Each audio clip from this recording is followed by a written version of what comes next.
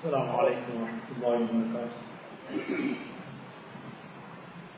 اللهم صل على سيدنا ونبينا ومولانا محمد وعلى آله سيدنا ونبينا محمد وسلم عليه. اللهم أكبر الله أكبر الله أكبر الله أكبر. أشهد أن لا إله إلا الله أشهد أن لا إله إلا الله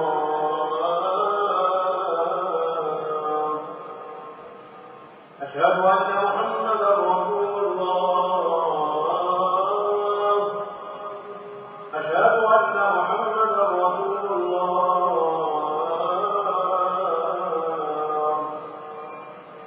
حي على الصلاة حي على الصلاة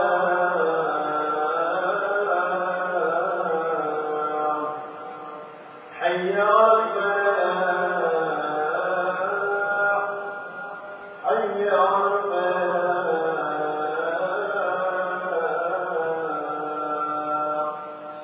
الله أكبر الله أكبر. لا إله إلا الله. அஸ்ஸலாமு அலைக்கும் வரஹ்மத்துல்லாஹி பரகாத்துஹு. அன்பான சகோதரருக்கு ஒரு அன்பான வேண்டுகோள். இந்த பயான் சம்மான் கோட் பள்ளியில் ரெக்கார்ட் செய்யப்பட்டதாகும். மேலும் இந்த பயானை www.redmasjid.com வெப்தளத்திலும் கேட்கக்கூடிய வசதிகளும் உண்டு என்பதை அறிய தருகிறோம். الحمد لله صلى على رسوله الكريم. أما بعد يقول الله سبحانه وتعالى في كتابه الكريم: أعوذ بالله من الشيطان الرجيم. بسم الله الرحمن الرحيم. وأن تصوموا خير لكم إن كنتم تعلمون. وقال نبينا محمد صلى الله عليه وسلم: من صام رمضان إيمانا واحتسابا غفر له ما تقدم من ذنبه. புகழனைத்தும் அல்லாஹ்வுக்கே. சாந்தியும் சமாதானம் முஹம்மது நபி ஸல்லல்லாஹு அலைஹி வஸல்லம் அவர்கள் மீதிலும், அன்னாரின் வாழ்க்கை முறைகளை பின்பற்றி வாழ்ந்த சஹாபாக்கள், தாபியங்கள், தப தாபியங்கள், முஸ்லிம்கள் அனைவர்கள் மீதும் உண்டாவதாக வேண்டிக் கொண்டதின் பின், அல்லாஹ்வின் நல்லடியார்களே, அல்லாஹ் எப்பொழுதும் எல்லா நிலைமைகளிலும் எங்களை அவதானித்துக் கொண்டிருக்கிறான். நம்முடைய செயல்பாடுகள் எல்லாம் அவனால் பதிவு செய்யப்பட்டுக் கொண்டிருக்கின்றன. நாளை மறுமையில் நாம் விசாரணைக்கு ஆளாக்கப்படுவோம் என்ற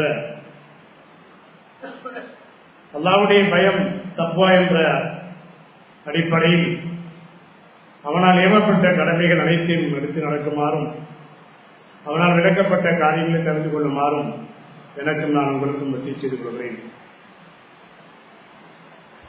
அல்லாஹ் சுப்ஹானஹு வ தஆலா அஸ்ஸ வ ஜல்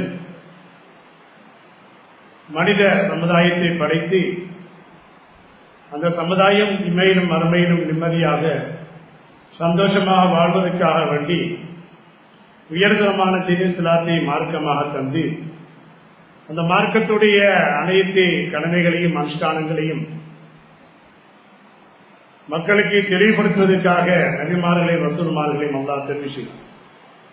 இயற்கையில் எங்கள் நபி முஹம்மது ஸல்லல்லாஹு அலைஹி வஸல்லம் அவர்கள் 23 வருஷ காலம், மக்காவில் 13 வருஷங்கள், மதீனாவில் 10 வருஷங்களாக எல்லா நிலைமைகளையும் தெளிவுபடுத்தி மறைந்து விட்டார். இந்த உயர்தரமான தீன் நம்முடைய வாழ்க்கையில் நிம்மதிக்காக, சந்தோஷத்துக்காக தரப்பட்டதை அன்றி நம்மை கஷ்டப்படுத்துவதற்காக அல்ல நம்மளை நம் அனைவர்களையும் பிரச்சனையில் போட்டுக் கொள்வதற்காக தரப்படவில்லை. இந்த தீன் என்பது ரொம்ப இலகுவானது, வாழ்க்கை நடைமுறை சாத்தியமானது.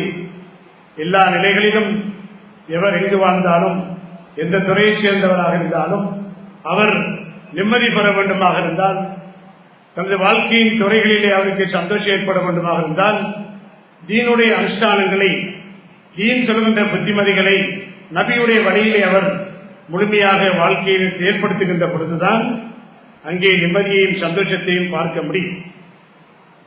எனவே தீன் தரப்பட்டது நமது வாழ்க்கைக்குரிய சந்தோஷத்தை ஏற்படுத்திக் கொள்வதற்காகத்தான்.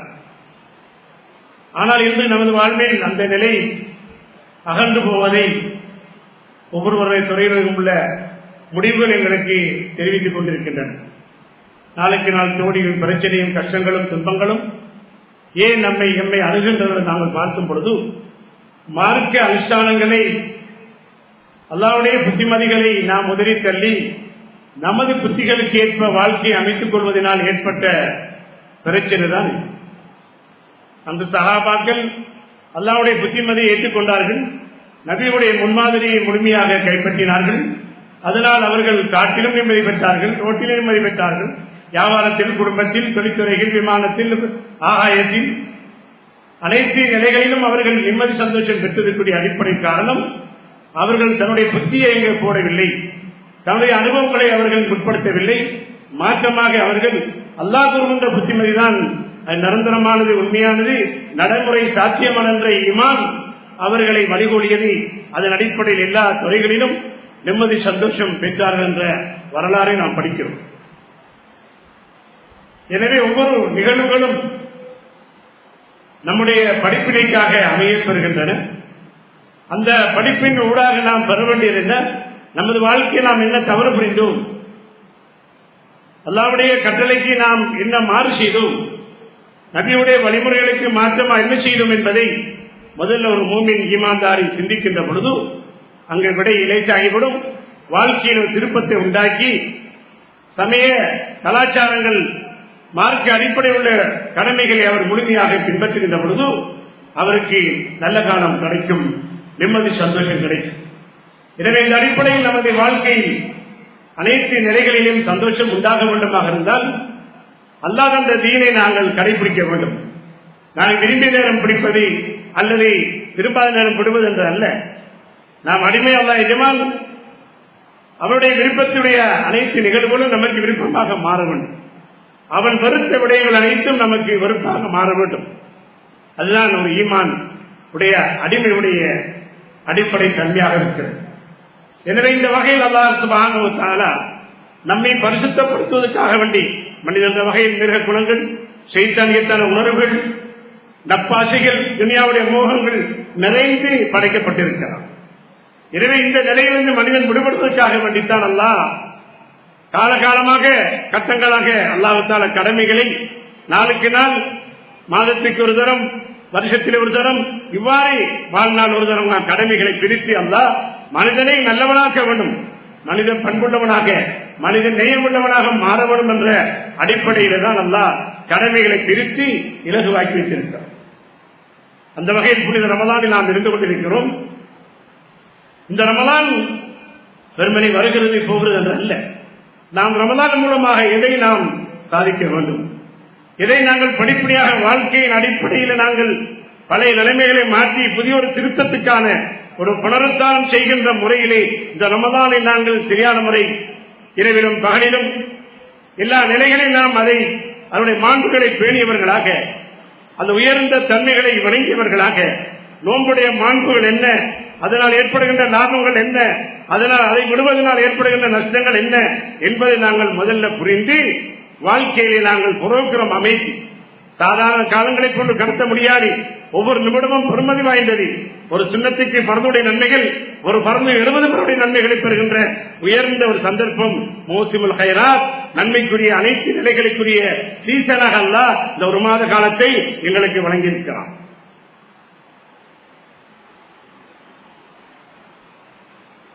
எனவே அன்புக்குரிய பெரியார்களே, சகோதரர்களே, இந்த நோன்புடைய அடிப்படை தன்மை என்ன? நோம்பினால் எத்தனை லாபங்கள், எத்தனை நோய்களுக்கு நிவாரணங்கள், எத்தனையோ மாண்புகள் இருக்கின்றது உண்மை. ஆனால் அது ஒரு மூமினுடைய உள்ளத்திலே அது அடிப்படை நோக்கமாக மாறக்கூடாது. நோய்க்கு நிவாரணம் என்ற அடிப்படை பிடிக்கின்ற பொழுது நோய் நிவாரணம் கிடைக்கலாம், அல்லாஹ்வுடைய புறத்தினால் ஏற்படுகின்ற அந்த பலாபலன்கள் பூர்த்தியான அந்த வணக்கத்துக்குரிய கடமைகள் அங்கே குறைவுள்ளதாக கருதப்படும். உதாரணமாக ஒரு மனிதன் புகைக்கிறார், சிகரெட் பாவிக்கிறார், மதுபானம் பாவிக்கிறார். இவருக்கு டாக்டர் சொல்கிறார் உனக்கு ஏற்பட்ட நோய்க்கு இதை நீ குடிக்கக்கூடாது, நிறுத்திவிட வேண்டும் என்று அங்கே டாக்டர் உபதேசம் புரிகின்ற பொழுது அவர் நிறுத்திக் கொள்கிறார். அவருக்கு சுகம் கிடைக்கலாம், நோய் அதிகரிக்காமல் இருக்கலாம், ஆனால் அவருக்கு நன்மை கிடைக்காது. டாக்டருடைய சொல்லை நம்பித்தான் அவர் செயல்படுகிறார் தவிர அல்லாஹ் எப்பொழுதோ ஹராமாக்கி விட்டார், நபி எப்பொழுதோ ஹராமாக்கி விட்டார்கள். யாருமே புகத்தலை புத்திசாலி யாருமே அனுமதித்த சரித்திரம் கிடையாது. எந்த துபாக்கோ கம்பெனியோ அதுக்கு உட்பட்டவருடைய ஊழியர்களோ யாருமே அதை மனிதனுக்கு நலவென்று சொன்ன சரித்திரம் ஒரு புத்திசாலி சொன்னது கிடையாது. அனைத்து மக்களும் அனைத்து அந்த பிரச்சனையும் சொல்கிறது இது மனிதனுக்கு கேடு, நலத்துக்கு கேடு. இவர் டாக்டர் சொல்லை நம்பிப்படுகிறார், அதுக்கு நன்மை கிடையாது. இவர் அல்லாஹ் தரத்திருக்கிறான், நபி தரத்திருக்கிறார்கள் என்று அந்த நியத்தில் அவர் செயல்படுகின்ற பொழுதுதான் அவருக்கு அந்த நன்மை கிடைக்கும், நோயும் நிவாரணம் கிடைக்கும். ஒரு தாடி வைக்கிறார், ரசூலுல்லாஹ்வுடைய முக்கியமான சுன்னத். ஒரு பெஷனுக்காக கிரிக்கெட்காரன் வைத்திருக்கிறான், நடிகன் வைத்திருக்கிறான், அல்லது வீரத்தில் உள்ளவர்கள் வைத்திருக்கிறார் என்ற அந்த பெஷனை தலைவீதாக தாடி வைப்பார் என்று சொன்னால் அந்த தாடி ஒரு நரகத்தை கொண்டு போய் சேர்க்கும், அதுக்கு நன்மை கிடைக்காது. ஒரு பெஷன், ஒரு முடன். இவர் நபியுடைய உயர்தரமான சுன்னத்தை, ஆணுக்கு அழகு தாடி அதை வைத்துத்தான் ஆகணும் என்ற அந்த நபியுடைய சுன்னத்தை அவர் முற்படுத்தி அங்கே தாடி வைக்கின்ற பொழுது அந்த தாடி அவர் சொர்க்கத்தை கொடுக்கும், நன்மைகள் நிறைந்ததாக மாறும். இதே போன்று நோம்புடைய லாபங்கள் எத்தனையோ இருக்கலாம். ஒவ்வொரு சயின்டிஸ்டும், ஒவ்வொரு அறிஞர்களும், ஒவ்வொரு உலமாக்கள் நாளுக்கு நாள் பகுத்து ஆராய்ச்சி செஞ்சு அவர்கள் தெளிவுபடுத்தணும். அது எங்களுடைய அடிப்படை நோக்கம் அல்ல. நோம்பு ஒரு கடமையும் வணக்கமும். எவ்வாறு தொழுகை கடமையும் வணக்கமோ, ஜகாத்து கடமையும் வணக்கமோ, ஹஜ்ஜி கடமையும் வணக்கமோ, நோம்பும் அந்த அடிப்படையில் தான் ஒரு அடியானுடைய உள்ளத்திலே ஆழமாக பதிய வேண்டும். மாண்புகள் இருக்கலாம், நோக்கங்கள் இருக்கலாம், லாபங்கள் இருக்கலாம். அடிமையுடைய உள்ளத்தில் வர வேண்டியது இது அல்லாஹ் எஜமான் கடமையாற்றிருக்கிறான். நான் விரும்பாவது நான் பிடித்ததான் ஆகணும். சூட்டிலே பிடிக்க மாட்டேன், குடியிலே பிடிப்பேன், நாட்டிலே பிடிக்க மாட்டேன், அவ்வாறு என்ற விருப்பமும் அடியானது கிடையாது. இது வணக்கம், ஒரு கடமை. அல்லாஹ் சுப்ஹானஹு வ தஆலா பூர்த்தியான முறையில் அவன் சொல்லுகின்ற பொழுது வான் தசூமு கைதுலுக்கும் இன்றும் தாளமும், நீங்கள் நோன்பு நோற்பதுதான் நீங்க அறிவாளிகளா இருந்தா, புத்திசாலியா இருந்தா உங்களுக்கு கயிறானது என்ற வார்த்தையை ரத்தின சுருக்கமா அல்லாஹ் தஆலா யாரும் அதிலிருந்து நீங்கிக் கொள்ள முடியாது. எந்த காரணங்களை முன்வைத்து தான் நோம்பிலிருந்து விலகிக் கொள்ள முடியாது. அல்லாஹ்வே சொல்லிவிட்டால் நீங்க அறிவாளிகளா இருந்தால், புத்திசாலியாக இருந்தால், நோம்புடைய மாண்புகளை அவருடைய கண்ணியங்களை கௌரவங்களை வழங்கியவர்களாக இருந்தால் நிச்சயமா நோன்பு நோற்பதுதான் சிறந்தது. இதைத்தான் ரசூலுல்லாஹி ஸல்லல்லாஹு அலைஹி வஸல்லம் சொல்லும்போது லவ் யஅலமு இபாத் மா ரமலான் லதமன்னத் உம்மத்தி அன் தகூன ஸனத்து குல்லுஹா ரமலான். என்னுடைய அடியார்கள் ரமலானுடைய லாபங்களை, மாண்புகளை, கண்ணியங்களை, கடமைகளை, அனுஷ்டானங்களை முழுமையாக தெரிந்து கொள்வாங்க சொன்னால், முழுமையாக விளங்கிக் கொள்வாங்க சொன்னால் வருடம் முழுக்க நோன்பாக இருக்க வேண்டும் என்று ஆதரவிப்பார்கள். அவ்வளவு பொக்கிஷங்கள் நிறைந்த ஒரு மாதம் தான் நாம் வீட்டிருக்கின்ற மாதம். எனவே இந்த மாதம் வளமையான நாட்களை போன்று கடத்தி விடுவது என்பது நம்முடைய சொர்க்க வாழ்வை நாசமாக்கக்கூடிய அடிப்படை காரணமாக மாறும்.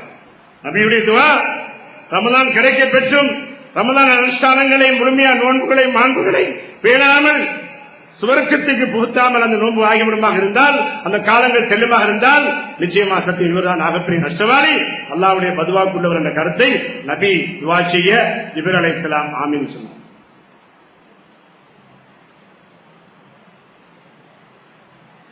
ஜிப்ரீல் அலைஹிஸ்ஸலாம் துஆ செய்கிறார்கள். மிம்பரில் ஏறும்பொழுது நபி அதுக்கு பதில் கூறியிருக்கிறார். எனவே அன்புக்குரிய பெரியார்கள், சகோதரர்களே, ரமலான் நமது வாழ்க்கையில் ஒரு திருத்தத்துக்கு காரணம் அமையும். 11 மாத காலம் இடைவிடாது மிருக உணர்ச்சிகளும் சைத்தானுடைய ஆதிக்கங்களும் உணர்வுகளும் என் மீது ஆட்சி புரிந்த நேரத்தில் அல்லாஹ் இறக்கப்பட்டு நமக்கு ஒரு சேவிஸ் தருகிறான். நமது பாட்சிகள் எல்லாம் பிற்பணி வந்தார். யாழில்